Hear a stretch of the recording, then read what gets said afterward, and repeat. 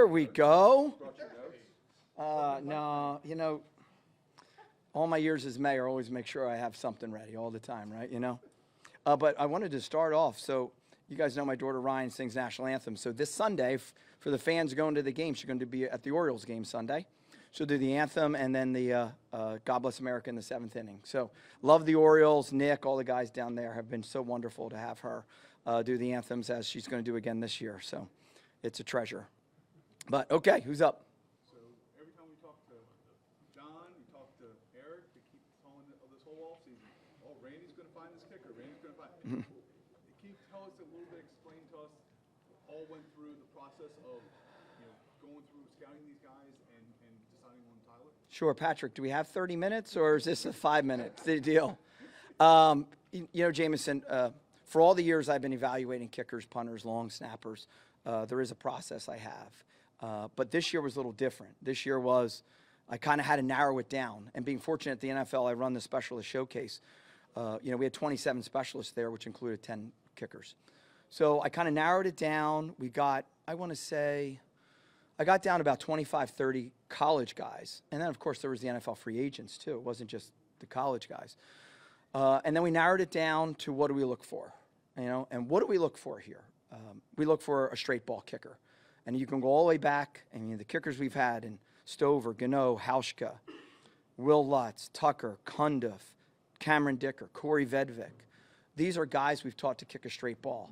So what was the process like? The process was like, how can I find somebody who's got a strong leg, who's strong mentally, and can kick a straight ball? And it all came down to, when it was all said and done, it came down to Tyler. I made 3 West Coast trips back and forth.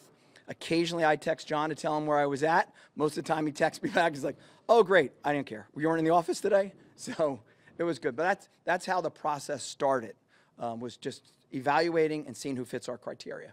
Randy, I'm sure you're looking for the best possible kicker anyway, but is there anything added when you're replacing who you had here? You know, when you have what was thought to be the greatest kicker of all time, is there anything added to that when you're looking for the replacement?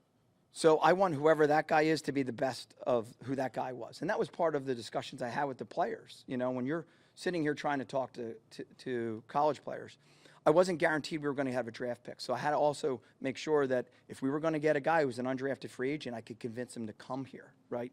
And we want to make the best of you. And so what do I tell Tyler Loop every day? I need the best Tyler Loop ever. It was the same way with Will Lutz. You know, Will, we want you to be the best Will Lutz. And, you know, Will was 90% last year, and Cameron Dicker was 90% last year. So we want them to be that person. What is the best that you can be? And how can we get you to that? And it all comes back to process. And John's talked about it for years. And all of our kickers, we've talked about process, whether it's been our long snappers. I mean, you know, we've gone through this. We've had 6 long snappers in the NFL just last year. So it's the process, Cordell. That's what we really want. And we found a guy that has that process. And I could tell a whole nother story about our dinner in Arizona, which maybe we can go to. But and he understood. He had his own process, which was great. Randy, can you elaborate on what the process is? Yeah, so when I interview a guy, I want to know, what is your process? Meaning, how do you practice? How many kicks a day do you take during practice? What's your lifting schedule? What's your sleeping schedule? What's your eating schedule? And then come game day, well, what's your warm-up schedule? How many kicks do you do? How many no steps? How many 1 steps? How many 2 steps? At each end, what do we do? And of all the guys I interviewed, so I'll do the restaurant story now. So we go to Arizona. So I go to Tucson and spend 2.5 hours with Tyler at a restaurant in Tucson, which, by the way, everybody knows I'm a big Pepsi guy, and they had fountain Pepsi. So I knew I was going to be there all night long, which was great. So we were there 2.5 hours. And he explained to me his process. And it was intricate, like to the point of, like, I'll explain it to you guys who are here and fans are watching at home. There's a spot on your foot where you have to kick the football, all right? There's a spot on your foot. He knew exactly where that spot was on your foot. And you do it by which lace you want to hit the football on. So what is that process? The process is, how am I going to make sure that that spot on my foot hits 1 inch below the middle of the football, which is our sweet spot, depending on the different size of the football. Now, I can go into more of a process of when you're out there, okay, where's my target? How far back do I go? How many inches away from the football am I? who understands that process without, I mean, I've only had 1 minute to explain to you the process. So this kid had 2 hours. And so I knew we were kind of there. So we kind of moved a couple tables away, and we were in this restaurant in Tucson. And I said, all right, show me. And he does his whole steps back, over, and on, shows me, okay, this is how I would hit the ball here. This is my lean on my ball. And I texted John afterwards. I said, I think we have our guy. And that was really the restaurant in Tucson, and I forget the name of it, but it had Fountain Pepsi. Randy, you obviously can look at a kicker's fundamentals and break it down what you like and don't like, and you can see his routine and his all that. But how difficult, you know this position, how difficult it is mentally. How difficult is it to gauge from a kicking prospect how he's going to respond in a clutch moment, and how he's going to deal with pressure and all that? You call his mom and dad and see what mom and dad think, how he's been. Talk to his other coaches. The guy played, he played 47 games. John Hoyland, who we brought in, played 50-some games. The kid Andy out of Miami, played 50 games. So, you kind of watch their pressure situations, how they handle those situations already. But as I've learned in all my years in National Football League, going all the way back to Jeff Jager and David Akers, until you're in that moment, who's the guy that can rely on his process when you're in that moment? And, we've had some of the greatest kickers ever come out of this place because they got that moment and they were able to stay in their process. Too many kickers just look at the uprights like, I just got to make it. Somehow I just got to make it. No, we have a process of, regardless if there's 1 second left in the game or you're on the opening drive, you ran a kickoff back, you got to run out and do a 33-yard extra point, that what's my process to kick the ball straight? And when you talk to a guy too, Jeff, you can tell. You can look in a guy's eyes. You can tell who's a little flaky and who's like dialed in. And the guys who won't look at you, or maybe they get a little squirrely, prefer not to bring you to the facility. How many guys were in the pool that you were looking at? 30. Jerry had started at 30, but I would say I probably got down to 10 that I really believed. So the difference between kicking in Baltimore, which is arguably one of the hardest places to kick in the National Football League, Jerry, to kicking New Orleans or kicking in Dallas. Like, this was a layup this weekend. You're not going to have layups. You're not going to have games like this. So you've got to find who can hit a ball that can play out here. And that was the whole thing about what we did with Tyler, because, I've heard and read some of the things that you guys have put out there, but it's a totally different football, guys. The NFL ball and the ball they use in college are 2 different footballs. So if you have a totally different football, that means you have a totally different sweet spot. That means you have a totally different swing plane. That means you have a totally different plant. So all of that goes into that type of ball. So what did I do, Jerry? I had to find who could actually kick a ball the way that we need it kicked. And what happens is there's not a lot. Now, I'd say easily there's got to be probably 5, 6 guys that came out of this class that could kick, but I think only about 2 of them could kick outdoors, my opinion. Randy, you've coached a lot of great kickers, as we talked about, but in terms of leg strength, where does Tyler compare to some of those guys? Tyler has elite leg strength, and we're fortunate enough to be on the field with Brandon Aubrey this week. We saw Brandon's leg strength, but yeah, it's elite. We have the TrackMan here, which is outstanding. It kind of helps us. It helps us with apex. It helps us with launch angle. It helps us with speed and really kind of gauge of each kick. But yeah, I mean, he's got elite. But we brought in John Hoyland for a reason. We brought in John Hoyland because we knew John could kick the ball straight. That guy missed 2 kicks under 40 in 50-some games, and we wanted a guy that could challenge Tyler and not just turn into a home run hitting contest. And so we're out there. Guys, we're still like on the driving range right now. And we're still working on lean. We're still working on things like that what works best for him. And but I wanted to really compliment what John Hoyland did. There was one day out here that John went 9 for 9. And we remember I was alternating for a while there. So John goes 9 for 9. And Tyler came in that morning and said, I can't miss today. I can't miss today. So he went 10 for 10. That was the day on the other field we hit from 63, 65, and 68. So thankfully, John and Tyler both really liked each other, and they work really well. We are where we are today because of the competition, and that the Ravens allowed me to bring 2 kickers in, and not like a lot of teams just say 3 specialists, that's all you got. Randy, Tyler, when he got drafted, he had his Ravens shirt already, kind of felt confident that this was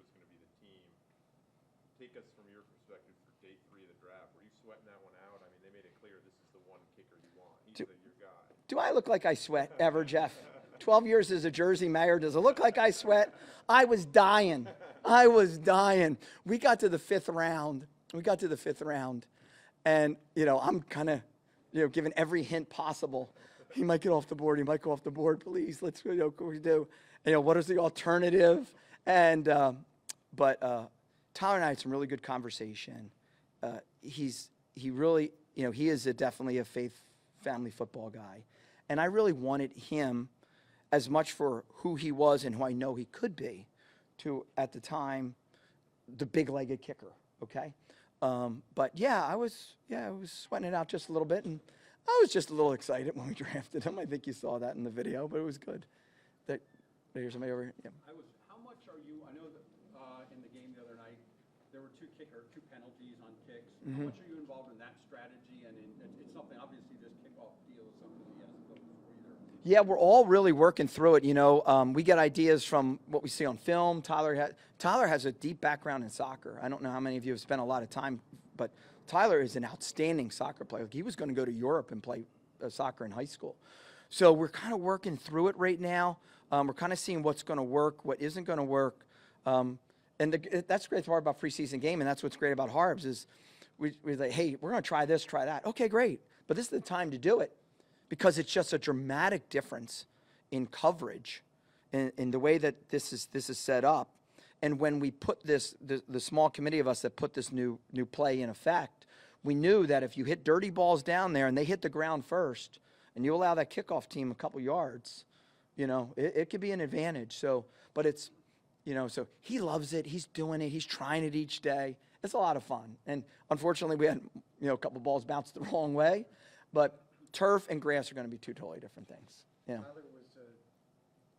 were you upset with the way he tackled? Oh, yeah. Attempted to make a tackle at all, or the fact that he maybe didn't listen?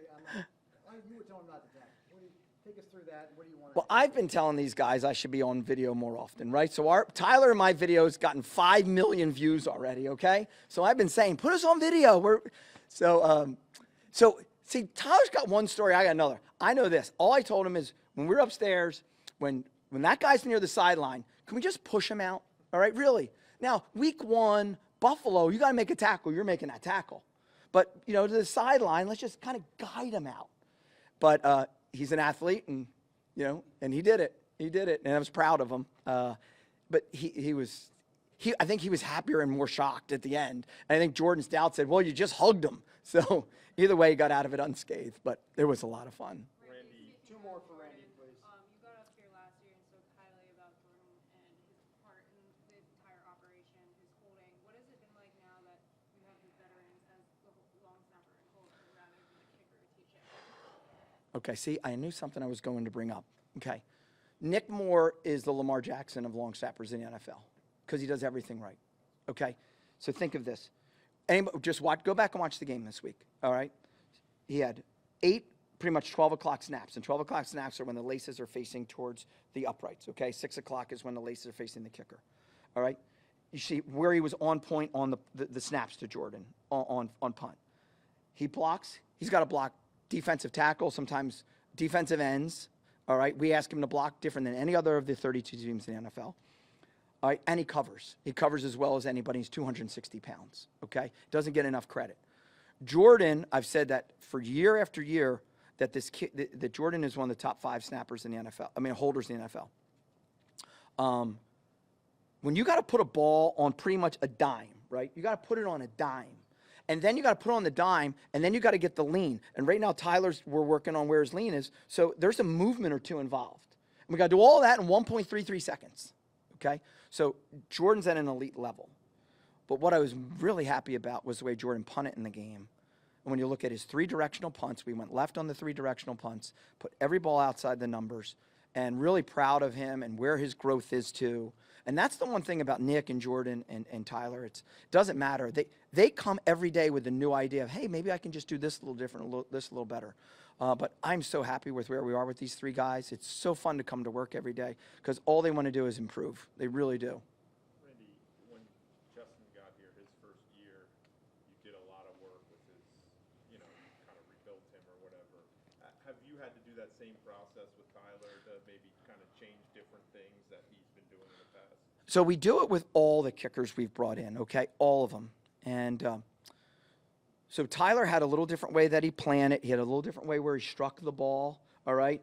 He had a little different way with how he swung, and his sweet spot was a little lower.